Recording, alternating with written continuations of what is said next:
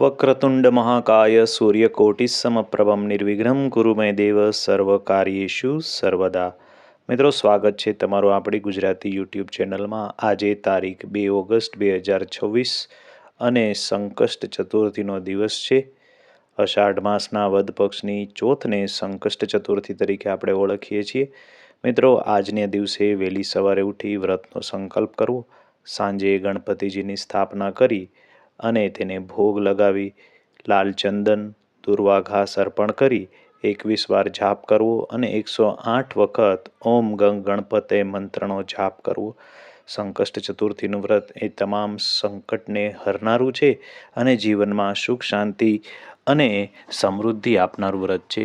મિત્રો, આજના દિવસે ગણપતિજીની સ્થાપના કરી તેના પૂજન કરવાનું પણ વિશેષ મહત્ત્વ છે.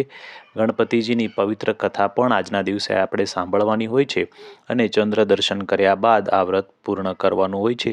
આજના દિવસે ચંદ્ર દર્શનનો સમય છે રાત્રે 9:24 શહેરો પ્રમાણે આ સમય પણ અલગ અલગ હોય છે અને ચોથની સમાપ્તિનો સમય છે રાત્રે 11:15.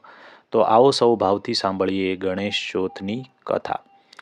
બ્રહ્માજી, અમને એક વખત ખબર પડી કે ગણપતિજી એ તો રિદ્ધિ સિદ્ધિના દેવ છે, એટલે એમની પાસે વરદાન લેવા માટે તેઓ ગણપતિજી પાસે જઈને પ્રાર્થના કરવા લાગ્યા. એ ગણપતિ દેવ, આ સૃષ્ટિનું સર્જન કરતી વખતે ક્યારેક ક્યારેક વિઘ્ન આવે છે અને મારી મતિ મૂંઝાઈ જાય છે, એટલે મને એવું વરદાન આપો કે મારા કામમાં કંઈ વિઘ્ન ન આવે.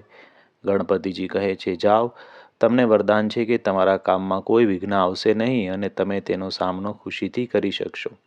એક વખતની વાત છે, ગણપતિ દાદા કૈલાસ જઈ રહ્યા હતા. એ વખતે ચંદ્રે તેમને જોયા અને હસી પડ્યા. આથી ગણપતિજીએ તેમને શાપ આપ્યો કે હે ચંદ્ર, તને તારા રૂપનું અભિમાન છે. આજના દિવસે તારું મોઢું કોઈ જોશે નહીં અને જો કોઈ ભૂલે ચૂકે જોશે તો તેના માથે કલંક આવશે. આ શાપ સાંભળીને ચંદ્રને ભારે શરમ આવી. એ તો જળમાં રહેલા કમળમાં છુપાઈ ગયો. દેવોને ખબર પડી કે ગણપતિજીએ ચંદ્રને શાપ આપ્યો છે અને તેથી ચંદ્ર શરમાઈને ક્યાંક છુપાઈ ગયો છે. એટલે તેઓ બ્રહ્માજી પાસે ગયા અને કહેવા લાગ્યા કે હે બ્રહ્માજી, ચંદ્રને તો ગણપતિજીએ શાપ આપ્યો છે, તેને લીધે તે પીડાઈ રહ્યો છે, તેનું નિવારણ બતાવો. ત્યારે બ્રહ્માજીએ કહ્યું કે ગણપતિના શાપને તો ગણપતિ સિવાય કોઈ મિથ્યા કરી શકે તેમ નથી, એટલે તમે એમને પ્રસન્ન કરો. પણ એને પ્રસન્ન કઈ રીતે કરવા, એવું દેવોએ પૂછ્યું. ત્યારે બ્રહ્માજીએ કહ્યું કે એમને પ્રસન્ન કરવા માટે ગણપતિ ચોથનું વ્રત કરવું. આ વ્રત એ કોઈ પણ સુદ અને વદ ચોથના દિવસે કરી શકાય છે. ગણપતિજીની કોઈ ધાતુની મૂર્તિ બનાવી ગણપતિજીની સ્થાપના કરી તેમની પૂજા કરવાથી, નૈવેદ્યમાં લાડુ ધરવાથી તેમનું આ વ્રત થાય છે. ચોથના દિવસે સાંજના સમયે ગણપતિજીની મૂર્તિ વાજતે ગાજતે નદીએ લઈ તેને જળમાં પધરાવી આ દિવસે બ્રાહ્મણોને જમાડી દાન કરવું. આમ કરવાથી ગણપતિજી પ્રસન્ન થશે. આ સંદેશો ચંદ્રને પહોંચાડવામાં આવ્યો. આથી ચંદ્રએ ગણપતિ ચોથનું વ્રત કર્યું અને પ્રાર્થના કરી કે હે ગણપતિજી, મારી અણસમજણને કારણે ભૂલમાં હું આડું અવળું બોલી ગયો, પણ હવે મને ખૂબ પસ્તાવો થાય છે. આપ તો દયાળુ છો, તેથી આપ મને શાપમાંથી મુક્ત કરો.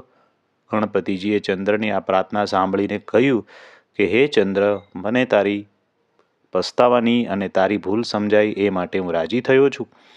હું તને મારા શાપમાંથી સંપૂર્ણપણે તો મુક્ત નહીં કરી શકું, પણ તારો શાપ હળવો બનાવું છું. ત્યારે ચંદ્રએ કહ્યું, ભલે ગણપતિ દાદા. ગણપતિજી કહે છે, ભાદરવા સુદ બીજના દિવસે જે ચંદ્રના દર્શન કરશે તેની માથે કોઈ જાતનું સંકટ નહીં આવે, પણ બીજના ચંદ્રના દર્શન કર્યા વગર જો ચોથના દર્શન કરશે તો તેને કલંક લાગશે. છતાં પણ ગણેશ ચોથનું વ્રત જે કોઈ શ્રદ્ધાથી કરશે તેની ઉપર મારી કૃપા કાયમ રહેશે. આમ જે કોઈ ભાવિક ભક્તો શ્રદ્ધાપૂર્વક ચોથનું વ્રત કરશે, તેના વ્રતની કથા સાંભળશે અથવા તો કહેશે, તેના પર ગણપતિજીની કૃપા દ્રષ્ટિ રહેશે અને તેને સુખની પ્રાપ્તિ થશે. હે ગણપતિ દાદા, તમારું વ્રત કરનારને ચંદ્રમાની જેમ સુખ શાંતિ આપજો અને સદાય કલ્યાણ કરજો. બોલો ગણપતિ દાદાની જય. તો મિત્રો, આ હતી સંકષ્ટ ચતુર્થી અથવા તો સંકટ ચોથની કથા. આપને આ વિડીયો કેવો લાગ્યો એ જરૂરથી કોમેન્ટમાં લખીને અમને કહેજો. વિડીયો ગમ્યો હોય તો તમારા મિત્રો સગા સંબંધીને અવશ્ય આ વિડીયો શેર કરજો. આપ સૌને ગણપતિજીની આજની ચોથના હાર્દિક શુભકામના સાથે અમારી ચેનલના જય શ્રી કૃષ્ણ.